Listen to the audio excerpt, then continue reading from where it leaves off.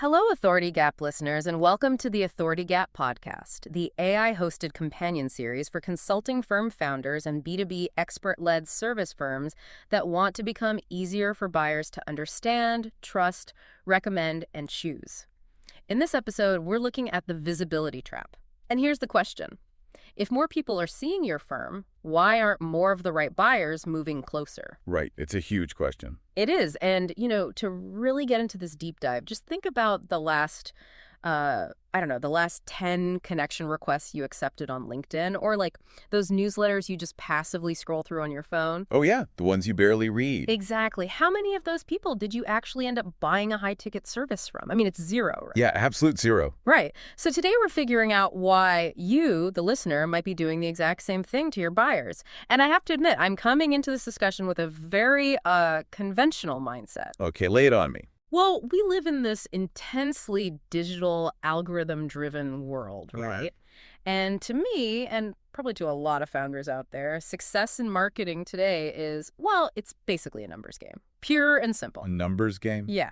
Like, if you want to win, you just need more. More posting, a packed content calendar, more connection requests, more cold outreach. You kind of just have to feed the beast. You really don't, though. But getting your firm's name literally everywhere, I mean, that just must create more demand. It's just math, isn't it? It is math, but unfortunately for a lot of really exhausted consulting teams, it is entirely the wrong equation. Wait, really? The wrong equation? Totally. Look, I do understand the mindset. It feels incredibly logical when you're in the trenches, but this is exactly what the source material identifies as the visibility trap. Okay, the visibility trap. Let's unpack that. Yeah, so what's fascinating here is this underlying assumption we all make. We just assume that exposure automatically equals trust. Because if they see you, they know you. Right, we assume being highly visible is the ultimate goal. But visibility only actually helps when buyers can correctly interpret what your firm stands for, why it matters to them specifically, and why you're credible. So it's not just about the impressions. Exactly. Being highly visible without a clear meaning, it isn't marketing. It's honestly just noise. It's a trap. I hear you. I really do. But I have to push back right out of the gate here. Go for it. When I look at my dashboard, the modern marketing metrics, impressions, page views, how many people accepted my connection requests, email open rates, those numbers feel like real momentum. I feel like it, yeah. Right, because they prove that the firm is putting in the hard work to get noticed. Plus, let's be real about the platforms we use. The algorithm rewards consistency. It does reward activity, sure. Yeah, if I don't post every single day, or if I don't send those outreach messages, I get buried. I just fade into obscurity. So are you telling me to, sacrifice my algorithm reach for the sake of some abstract concept like meaning? Not sacrifice, no, but definitely reprioritize. Because what those dashboards are actually showing you is what the book calls the illusion of momentum. The illusion of momentum. Okay, that hurts a little. I know it stinks. But we have to ruthlessly distinguish between motion and meaning. This is the core of the marketing activity trap. So what does that actually look like in practice? Well, here's what happens literally every day. Consulting firms see their growth stalling, or they get anxious about their pipeline. Which happens to everyone. Yeah. Right. So what is their default reaction? They just increase their output. They turn up the dial. Exactly. They publish 3 generic articles a week instead of one really thoughtful one. They blast out, 500 automated outreach messages instead of 50 targeted ones. Because they think the volume will save them. Exactly.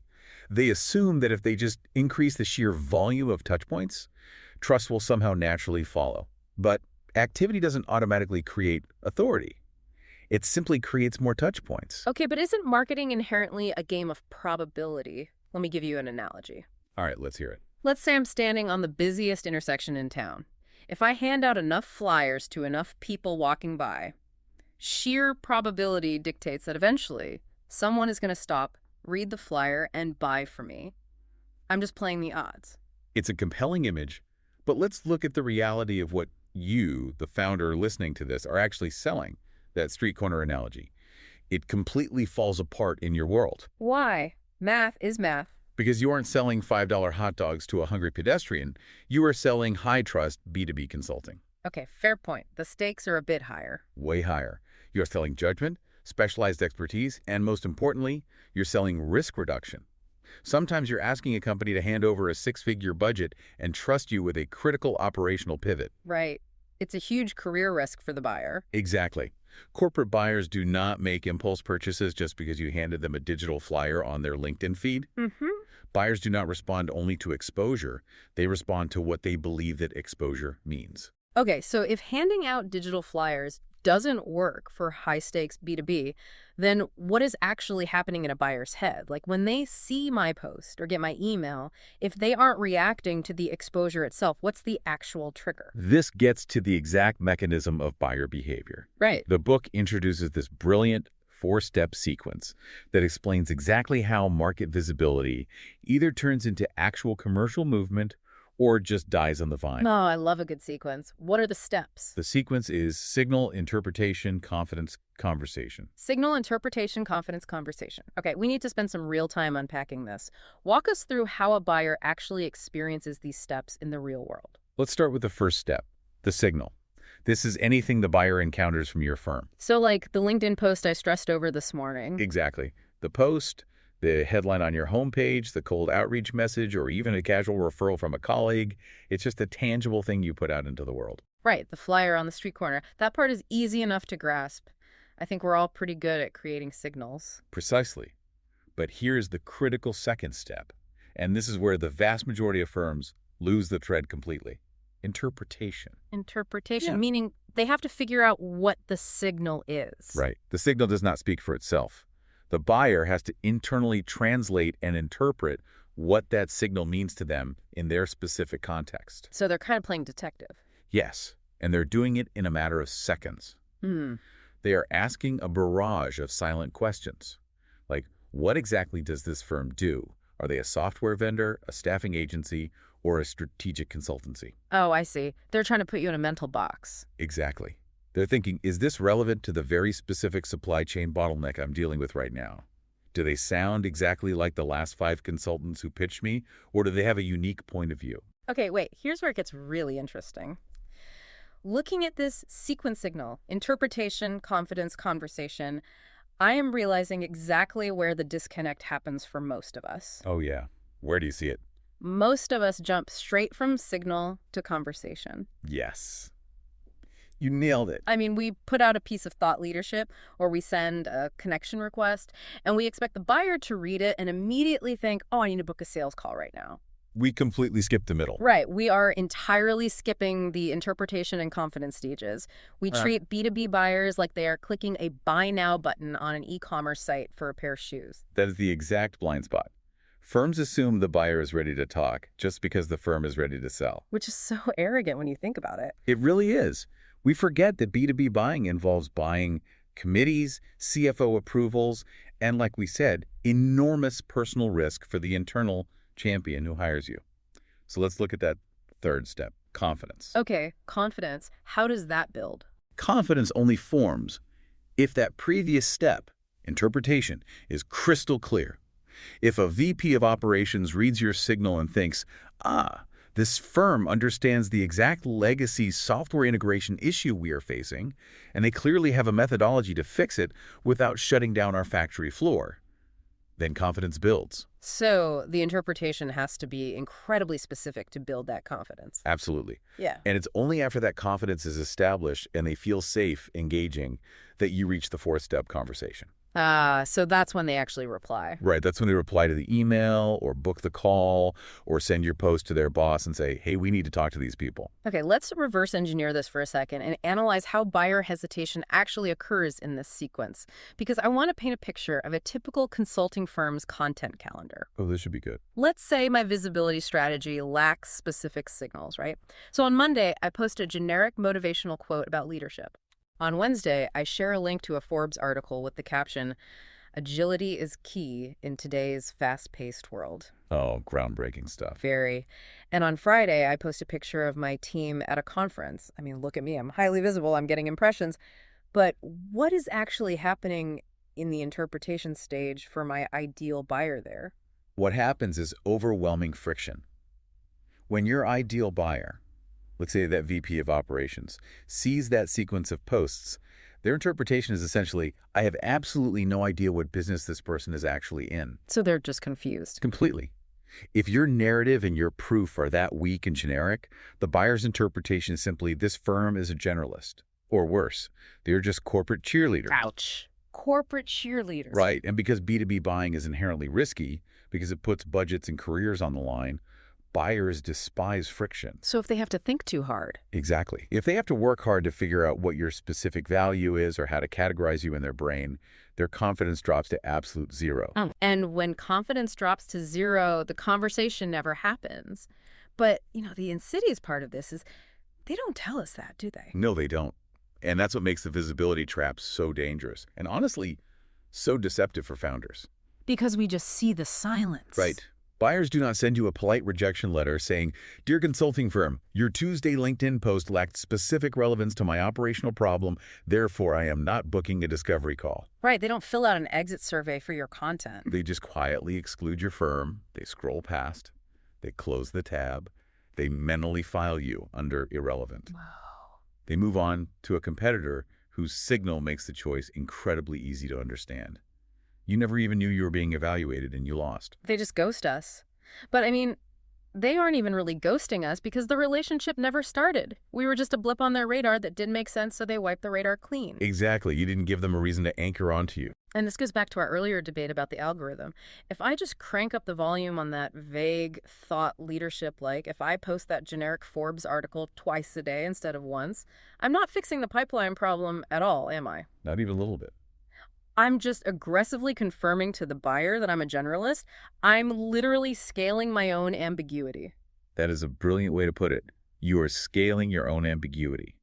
More of the wrong signal simply gives buyers more chances to remain unsure about you. It's like I'm repeatedly knocking on their door just to say, I don't know why I'm here. Exactly. You are reminding them at scale that you are hard to categorize. And in a high-trust consulting environment, uncertainty is a deal breaker. Because they can't sell you internally. Right. If your internal champion at a company can't clearly articulate to their CFO what you do and why you're worth the premium, you won't get hired. You have to reduce their burden of interpretation. Okay, this is a major realization. We are amplifying confusion. So, let's pivot to the solution. How does a founder actually fix this? If the answer isn't just turning up the volume, what do we build first? We have to fix what the book calls the order problem. The order problem, meaning we're doing things backwards. Exactly. Most firms start their marketing efforts at the bottom with visibility. Why? Because it feels highly actionable. And it gives you those immediate vanity metrics we talked about earlier. Right. You can hire a PR agency, you can buy LinkedIn ads, you can schedule a month of posts in an afternoon, and you get immediate dashboard feedback. It feels so productive. But it's an illusion. Right. Because if you look at the true architecture of authority, visibility actually belongs at the top of the pyramid, not the bottom. It's like pitching a complex enterprise software integration in an elevator when the buyer just asked what floor you're going to. Yes. You're trying to close the deal before establishing why you're even in the building. That is a perfect B2B metaphor. You are rushing the sequence. You have to reorder the architecture. The correct sequence to build authority is narrative, then validation, then visibility. Okay, narrative, validation, visibility. Let's break those down because I want our listeners to know exactly how to do this. Step 1, narrative.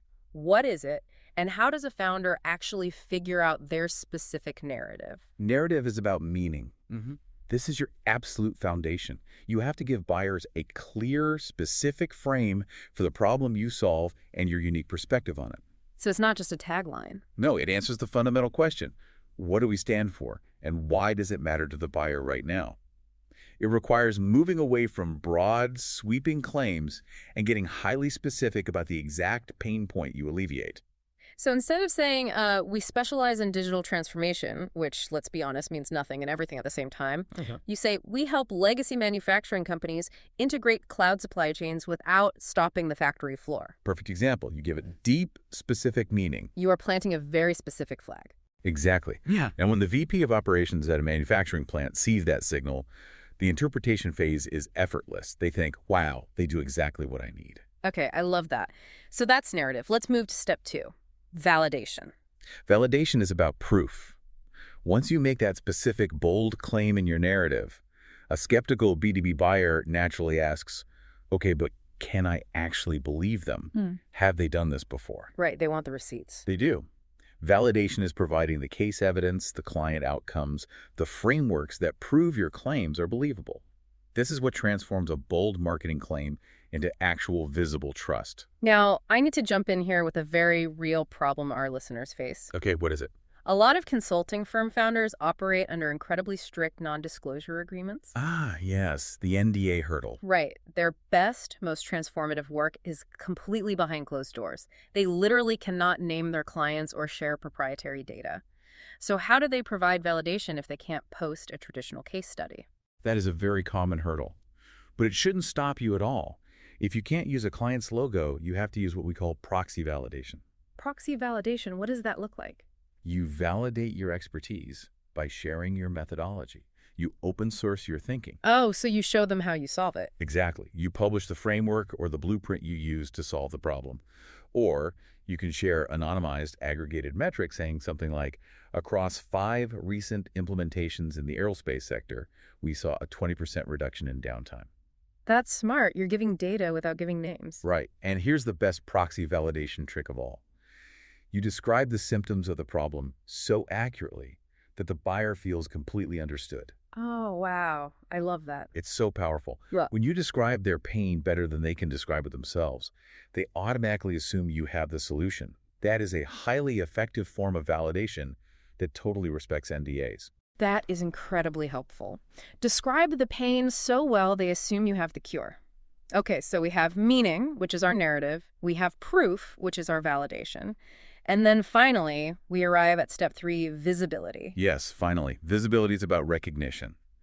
Now you take that validated narrative, your hyper-specific message backed by solid, believable proof, and you amplify it. Now you pour gas on the fire. Exactly. You put it on LinkedIn, you send it in targeted outreach emails, you speak about it on industry stages, you make sure it reaches the right buyers repeatedly. Because now the signal actually works. Right. Because now when they see it, they aren't confused. They understand it immediately, they believe the proof, and eventually they recognize you as the undeniable authority in that specific space. Okay, I have to play devil's advocate one more time here because I know the anxiety that founders feel. Bring it on. If I pause my marketing machine, if I wait until my narrative is absolutely flawless and my frameworks are perfectly polished and my proxy case studies are perfectly written before I start posting or doing outreach, won't my competitors just steal all the market share while I'm sitting in a conference room whiteboarding my meaning? It's a real fear, for sure. Aren't we letting perfect be the enemy of good here? That is a very fair pushback, but it misinterprets the goal. The goal is not about achieving absolute flawless perfection before you ever speak a word in public. Okay, so what is the goal? It is about not spending your precious budget, your time, and your team's energy amplifying a confusing message. You don't need a 50-page brand book to start, Right. but you do need a clear point of view. Right. You need relevant proof. Visibility works best when it's firmly connected to those things. If you skip narrative and validation just to be fast, just to appease the algorithm, you aren't capturing market share. You are just participating in the noise. So what you're saying is, don't go spend $50,000 on a highway billboard if the billboard is just going to be a giant question mark. Exactly. Figure out exactly what the billboard should say to make a specific person pull off the highway and then pay to put it up. This has been a massive paradigm shift. Let's synthesize the core takeaways from this deep dive for you, our listener. Because if you've been grinding on content creation and outbound outreach, looking at your vanity metrics and wondering why it's not converting into high-level sales conversations, these are the truths you need to internalize. Let's hear them. First, visibility is not the same as authority. Just because they see you does not mean they trust you to solve a high-stakes problem. Second, buyers do not respond only to exposure. They respond to what they believe the signal means. That interpretation phase is absolutely everything. If they can't interpret your value in 3 seconds, they are gone. Third, if your firm's narrative and proof are weak, more activity can actually amplify confusion. You're just giving the market more evidence that you're hard to categorize, making it impossible for an internal champion to sell you to their buying committee. And finally, visibility only truly works when it is connected to a clear point of view, relevant proof, and repeated buyer-facing signals. That sequence narrative, validation, visibility is the true architecture of authority. So as a consulting firm founder who is highly active out there but maybe not seeing enough serious buyer movement, what is the practical takeaway? Like, what is the one thing they should do right after this discussion ends? Before you increase your visibility, before you send another batch of connection requests or write another generic blog post or hire a PR firm cause... Stop. Yes. Take a step back and clarify exactly what your ideal buyer should understand, believe, and remember after seeing your firm. Don't just ask, how do we get seen by more people? Ask, what are they interpreting when they see us? You have to fix the signal before you buy a bigger megaphone. Fix the signal before you buy a bigger megaphone. I love that. And, here's a final provocative thought for you to chew on before we wrap up. What about all those buyers who already saw your vague signals over the past year? You didn't just fail to convert them, you actively trained them to ignore you. So when you do fix your signal, you might have to work twice as hard to re-earn their attention. That's a sobering thought, but it's true. The sooner you fix the signal, the better. Absolutely. If you are visible but not seeing enough serious buyer movement, take the Custom Authority Gap Prescription Quiz. It takes about 2 minutes, shows you where your authority gaps may be, and gives you the option to participate in a discussion group led by Derek Little, author of The Authority Gap. The Authority Gap is available on Amazon. To get the Authority Gap Reader Preview Kit, including the field guide and preview chapters, visit the book page at trailblazermastery.com. Thanks for listening, and we'll see you in the next episode.